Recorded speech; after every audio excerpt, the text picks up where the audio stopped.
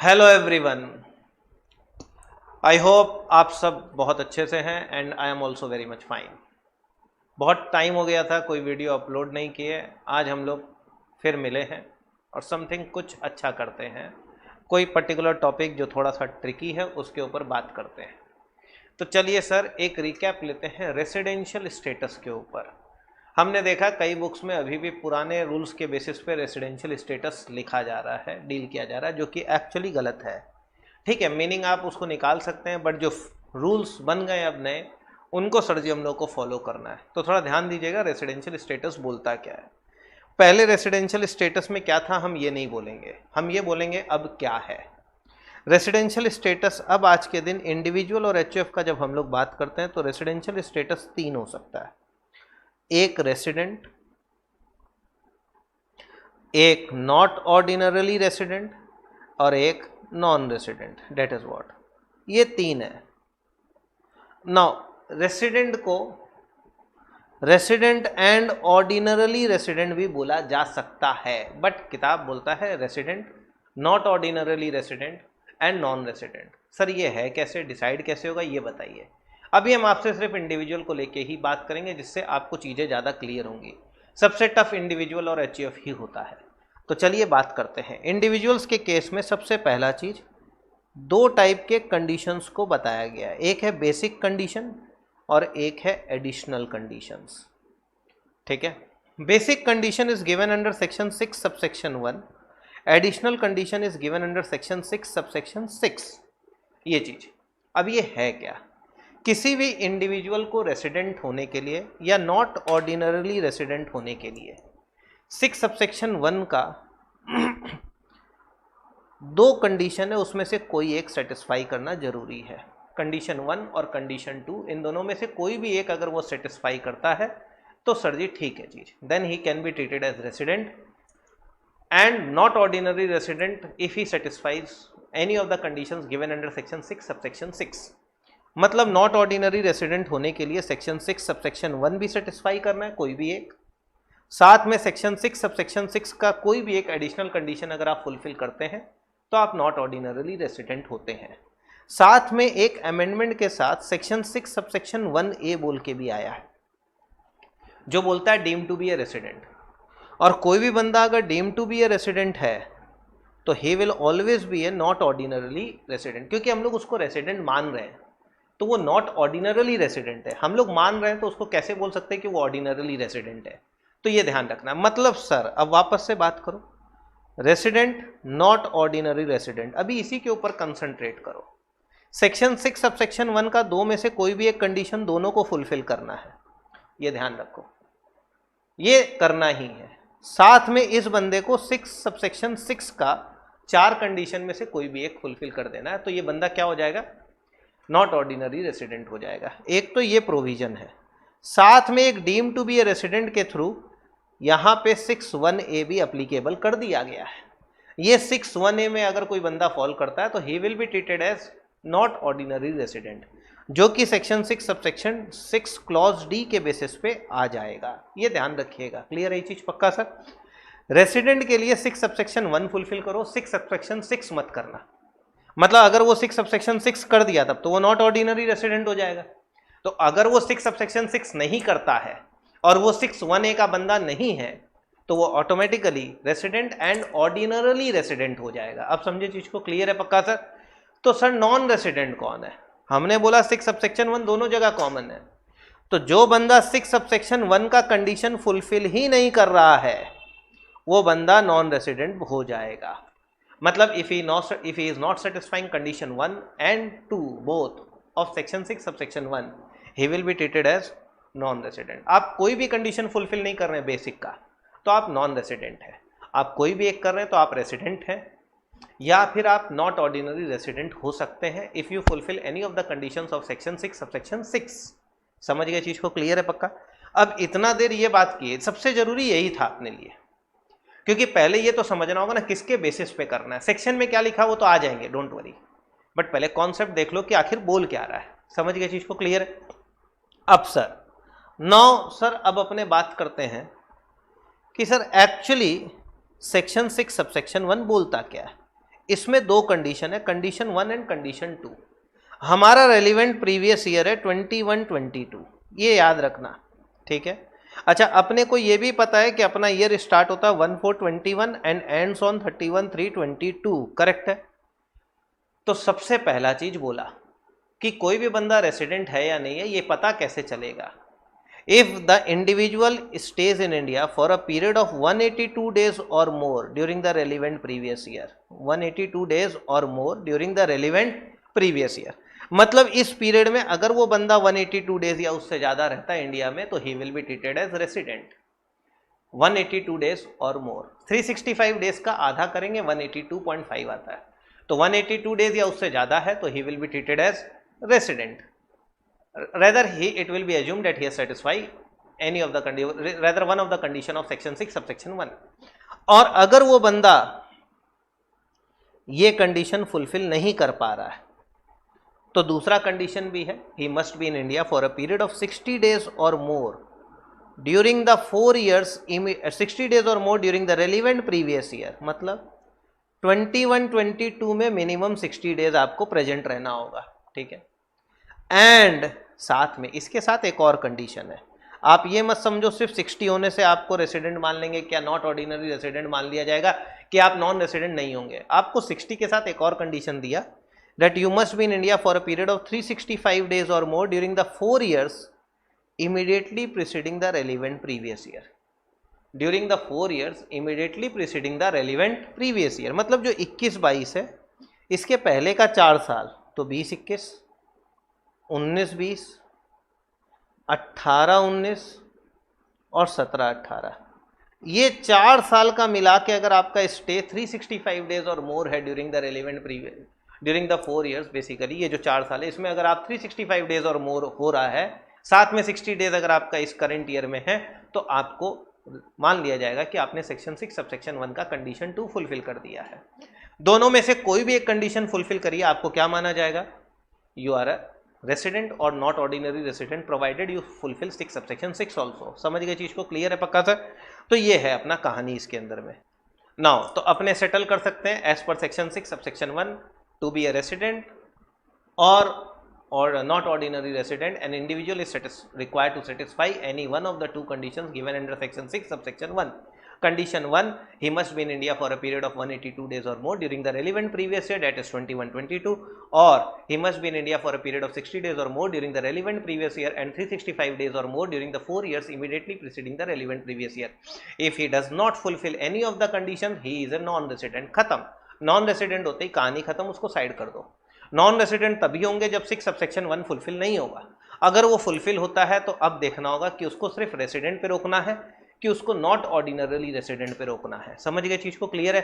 अगर 6 subsection 1 fulfil करके शांति से बैठा हुआ और 6 सबसेक्शन 6 को फुलफिल नहीं करता है तो he is a resident, pure resident, और वो 6 सबसेक्शन 6 को फुलफिल करता है तो he is a not ordinarily resident. अब समझ गए ना। लेकिन इसके अंदर में ये जो सेकंड कंडीशन है इसमें कुछ एक्सेप्शंस बोले। एक्सेप्शन क्या है, एक्सेप्शंस को अब हम लोगों को 2 पार्ट में डिवाइड करना पड़ रहा है, पहले ऐसा नहीं था, पहले एक ही में हो जाता था।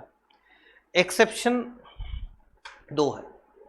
पहला एक्सेप्शन बोलता है कि जो सेकंड कंडीशन में 60 डेज है वो 60 days will be substituted by 182 days, it will be substituted by 182 days.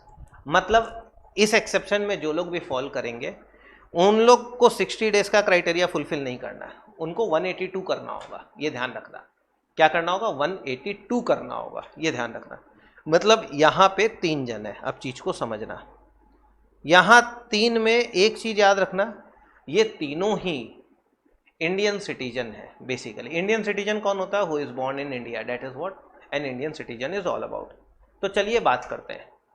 बोलता है an individual being an Indian citizen, who is an Indian citizen who leaves India during the previous year for employment purpose। आप employment purpose के लिए, आप बाहर में job करने के लिए अगर इंडिया से बाहर जा रहे हैं, तो जिस ईयर में आप बाहर जा रहे हैं जॉब के लिए, उस ईयर में आपको 182 डेज इंडिया में रहना होगा, तभी जाके हम आपको रेसिडेंट मानेंगे, अदरवाइज हम नहीं मानेंगे। समझ गए चीज़ को, क्लियर है पक्का। तो अगर कोई बंदा बाहर जा रहा है, डेपुटेशन पे जा रहा है, ऐसा नहीं आप किसी कंपनी में काम करते हो वो आपको एक बार दुबई भेजा कि भाई देखो तो वहाँ पे अपना प्लांट एंड मशीन खरीद सकते हैं कि नहीं वहाँ से, डैट इज़ नॉट। आप ट्रांसफ़र हो रहे बाहर के लिए या आप बाहर में जॉब ज्वाइन कर रहे हैं, तो वहाँ पे सर आपको ये चीज़ देखना पड़ेगा that you must be filling this particular condition 182 day criteria. ये इसलिए किया गया कि जो बंदे बाहर जॉब करने जा रहे हैं तो उनके ऊपर वहाँ पे भी टैक्स लगेगा। तो उनको बोला गया भाई देखो अगर 50% ऑफ द ईयर आप बाहर रह रहे हैं तो हम आपको यहाँ पे रेसिडेंट नहीं मान के नॉन रेसिडेंट मानेंगे, तो आपके ऊपर इंसिडेंस ऑफ टैक्सेशन में एक रियायत हो जाएगी, आपको हेल्प हो जाएगा। That is what the main reason behind that.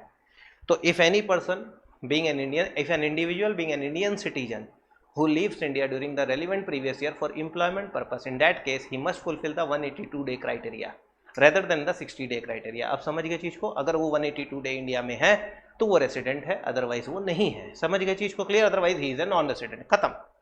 दूसरा, if any Indian citizen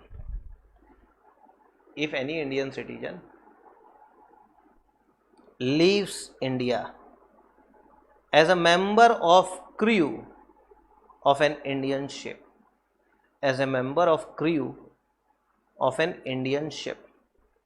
Now ये लाइन तो इतना छोटा सा करके छोड़ दिया, लेकिन इसमें अमेंडमेंट लाके कहानी कर दिया। पहला चीज़ तो ये समझो कि कोई बंदा इंडियन शिप पे काम करता है और वो उसके क्रू मेंबर के बेसिस पे इंडियन शिप बाहर जा रही है, सपोज कर लो एक बार के लिए, तो वो इंडिया के अगर बाहर जा रहा है, क्योंकि उन लोगों का बाहर जाना आना रहता है, तो बेसिकली ये फॉरेन बाउंड शिप होती हैं। ये शिप्स वो नहीं है जो आपको हैदराबाद से या गोवा से मुंबई लेके आएगी, वैसी शिप्स नहीं है ये शिप वो हैं जो गोवा से यूएस जा रही हैं या कहीं और जा रही है। मतलब बेसिकली यहाँ पे एक कॉन्सेप्ट आता है एलिजिबल वोएज का। एलिजिबल वोएज ये क्या होता है, जो वोएज इंडिया के बाहर अगर स्टार्ट हो रहा है तो वो इंडिया में एंड होगा कहीं पे किसी पोर्ट पे। मतलब यूएस से अगर आ रहा है तो इंडिया में किसी पोर्ट पे, विशाखापट्टनम या कहीं पे आके रुकेगा। या अगर वो इंडिया से चालू हो रहा है तो इट विल एंड, या उसका destination is basically outside India, on any port outside India, located outside India. Secondly वो क्या करता है, बाहर क्यों जा रहा है, पैसेंजर लेके जाएगा या माल लेके जाएगा, स्टॉक लेके जाएगा, समझ गया, कुछ सामान लेके जाएगा, फ्रेट लेगा जिस चीज़ का, वो समझ गए चीज़ को। तो उन शिप्स के लिए बात हो रहा है। तो अगर आप उन शिप्स के थ्रू बाहर जा रहे हैं एज ए क्रू मेंबर, जैसे रेलवे में पेंट्री होती है वैसे यहाँ पे समझ लीजिए क्रू होता है और वो लोग वहाँ काम करते हैं और वो लोग जा रहे हैं अगर, तो वो अगर जाते हैं तो उस सिचुएशन में सर उनको भी 182 डे इंडिया में रहना होगा। अब पता कैसे चलेगा वो कब जा रहे हैं, तो जब भी वो बंदे कोई भी एलिजिबल वोएज पे जाते हैं तो उसमें कॉन्सेप्ट होता है CDC का, continuous discharge certificate. Continuous discharge certificate में जिस दिन आप उस वोएज को ज्वाइन करते हैं तो डेट ऑफ ज्वाइनिंग पे साइन किया हुआ रहता है, और जिस दिन आप उसका ख़त्म होता है तो डेट ऑफ साइनिंग ऑफ, ये पीरियड माना जाता है यू आर आउटसाइड इंडिया। तो इस पीरियड को माइनस करके अगर आपका 182 डेज या उससे ज़्यादा हो रहा है तभी आप रेसिडेंट है, अदरवाइज आप क्या माने जाएंगे, नॉन रेसिडेंट माने जाएंगे। हाँ, अगर आप इंडिया के टेरिटोरियल वाटर्स में ही रह रहे हैं तो आपको रेसिडेंट माना जाएगा, वो पीरियड माना जाएगा कि आप इंडिया में ही हैं, जो टेरिटोरियल वाटर्स में हम लोग रहते हैं 12 nautical miles, that is what. तीसरा, इफ एनी इंडियन सिटीजन और a person of Indian origin, person of Indian origin, PIO, who is a PIO, if he और हिज पेरेंट्स और his grandparents were born in undivided India. तो undivided India में अगर आपके दादाजी लाहौर में born हुए थे एट द टाइम ऑफ 1930 1925, तो आपको भी माना जाएगा, भले ही अभी आप पाकिस्तान में रहें या कहीं भी रहें, तो आपको माना जाएगा कि you are a person of Indian origin. समझ गए चीज़ को, क्लियर है पक्का सर, ये ध्यान रखिएगा, क्लियर, श्योर। तो यहाँ पे हमारा ये पर्सन ऑफ इंडियन ओरिजिन का कॉन्सेप्ट है। अब ये बोलता क्या, पहले ये समझो। इफ एन इंडियन सिटीजन और person of Indian origin who normally resides outside India, who normally resides outside India comes to a visit to India during the relevant previous year, बंदा मोस्टली बाहर ही रहता है, पाकिस्तान में रहता है या कहीं पे भी रहता है, वो इंडिया में आ रहा है, इंडियन सिटीजन। अब हमारा भाई दुबई जाके शिफ्ट हो गया तो अब वो नॉन रेसिडेंट है एक तरीके से, अभी वो इंडिया में मम्मी पापा से मिलने आता है, हम लोग से मिलने आता है, तब उस सिचुएशन में he will be treated as resident provided he stays in India for a period of 182 days or more during the relevant previous year. अब समझ गए चीज़ को, क्लियर है। तो ये चीज़ें एक्सेप्शन 1 में आती हैं। ये पहला एक्सेप्शन है जिसमें 3 केस कवर्ड है, 60 की जगह 182। अब इसमें एक सेकंड एक्सेप्शन बाद में जोड़ा गया, ये पहले नहीं था, तो ये सेकंड एक्सेप्शन भी समझिए। सेकंड एक्सेप्शन क्या बोलता है कि 60 डेज की जगह 120 डेज हो जाएगा। क्या हो जाएगा, 120 डेज। मतलब you must be in India for a period of 120 days or more if, अब हम जो बोल रहे हैं कब ये 120 होगा, if any Indian citizen or a person of Indian origin who normally stays outside India comes to a visit to India during the relevant previous year and his total income मतलब कंडीशन 3 जो यहाँ बोला एकदम same, but साथ में condition जोड़ा, and his total income other than income from foreign sources, जो बाहर से आप अर्न कर रहे हैं उसको हटाइए। Any income which arises outside India, accrues outside India, deem to accrue outside India or deem to arise outside India, whatever, मतलब इंडिया में डीम टू एक्रू और डीम टू अराइज नहीं होना चाहिए।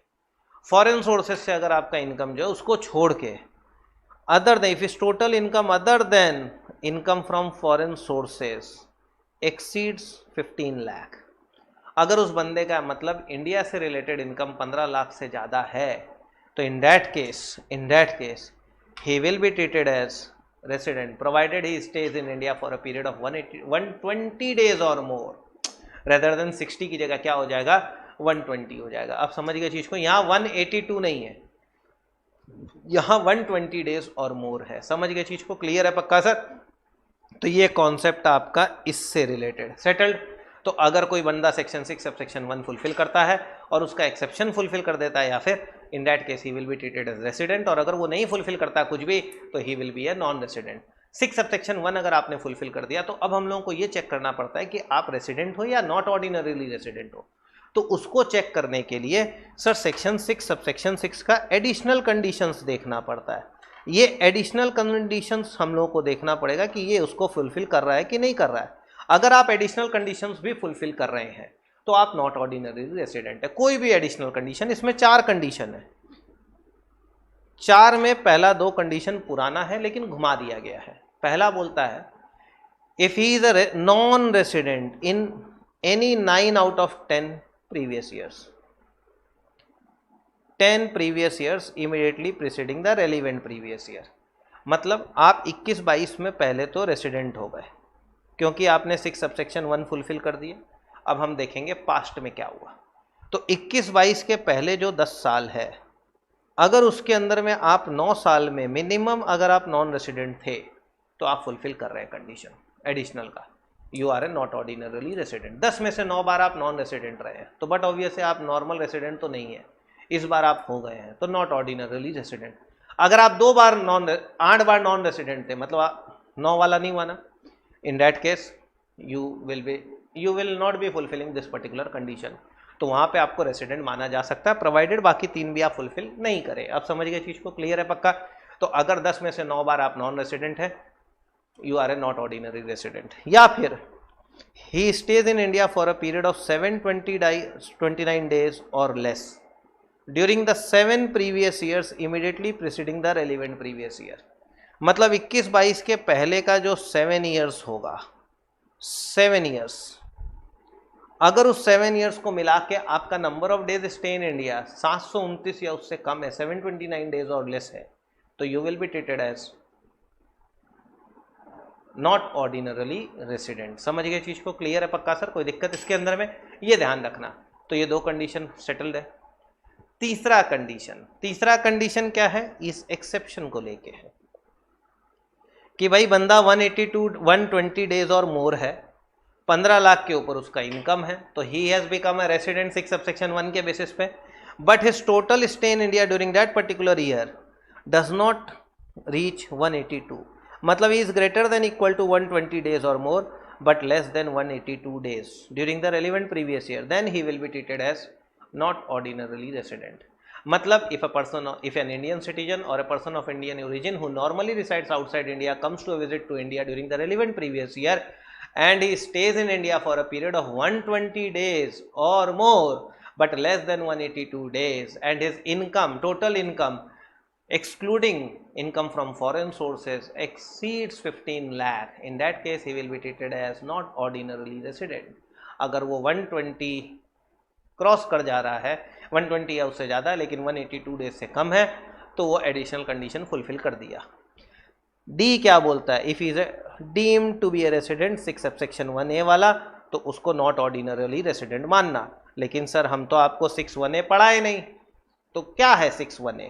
6(1)(a) बोलता है कि सम पीपल, बेसिकली ये सिर्फ इंडियन सिटीजन के ऊपर अप्लीकेबल है। पहला चीज, इफ एनी इंडियन सिटीजन जो कि बाहर जाके रह रहा है और उस कंट्री में उस कंट्री के नियमों के बेसिस के ऊपर उसके ऊपर टैक्स नहीं है, इंडियन सिटीजन है, बाहर रह रहा है और उसका इंडिया से रिलेटेड इनकम 15 लाख के ऊपर है, other than foreign sources 15 lakh वाला क्राइटेरिया वही है, बट ये 15 लाख के क्राइटेरिया में याद रखना पीआईओ वाला नहीं है, इंडियन सिटीजन का सिर्फ बात हो रहा है। अगर कोई इंडियन सिटीजन इंडिया के बाहर रहता है और उसका इनकम फ्रॉम फॉरेन सोर्सेस को छोड़ के इंडिया से रिलेटेड इनकम 15 लाख से ऊपर है, ग्रेटर देन 15 लाख है, and he is not liable to tax in that country because of his domicile there, जहाँ पे वो रह रहा है या उसके रेसिडेंशियल स्टेटस के बेसिस पे अगर उसके ऊपर टैक्स नहीं लग रहा है, तो in that case he will be treated as deemed to be a resident in India, and any person who is deemed to be a resident in India will be treated as not ordinarily resident. समझ गए चीज को? Clear है पक्का sir? कोई भी दिक्कत इसके अंदर प्लीज? सेटल्ड? नाउ कुछ पॉइंट्स हैं, stay at same place in India is not necessary, continuous stay in India is not necessary, time of date of arrival, day of arrival and day of departure both will be counted while counting the number of days stay in India. Sir ji, if time of arrival and time of departure both are given, then we should know that 24 hours makes a day. तो ये सब चीज़ें ध्यान रखनी है सम करते वक्त। एक ब्रीफ में फटाफट बोल देते हैं, resident, non resident, not ordinary resident and non resident. Non resident होने के लिए you should not fulfil any of the conditions given under section 6 subsection 1, कोई भी कंडीशन फुलफिल मत करो। रेसिडेंट और नॉट ऑर्डिनरी रेसिडेंट होने के लिए सर 6 सबसेक्शन 1 तो फुलफिल करना ही होगा, और अगर आपको नॉट ऑर्डिनरी रेसिडेंट होना है तो आपको 6(1)(a) या फिर 6 सबसेक्शन 6 के कंडीशंस को फुलफिल करना होगा। समझ गए चीज को? क्लियर है? सर जी रेसिडेंट के लिए 6 सबसेक्शन 1 है। 6 सबसेक्शन 1 क्या बोलता है? An individual can be regarded as resident provided he fulfils any one of the 2 conditions given under section 6 subsection 1। Condition 1, he must be in India for a period of 182 days or more during the relevant previous year, or he must be in India for a period of 60 days or more during the relevant previous year and 365 days or more during the 4 years immediately preceding the relevant previous year. There are certain exceptions. Exception बोलता है कि the 60 days will be substituted by 182 days in the following 3 cases. पहला, if an Indian citizen who goes out of India for employment purpose. Number 2, if an Indian citizen goes out of India as a member of crew of an Indian ship. Number 3, if an Indian citizen or a person of Indian origin who normally resides outside India comes to a visit to India during the relevant previous year.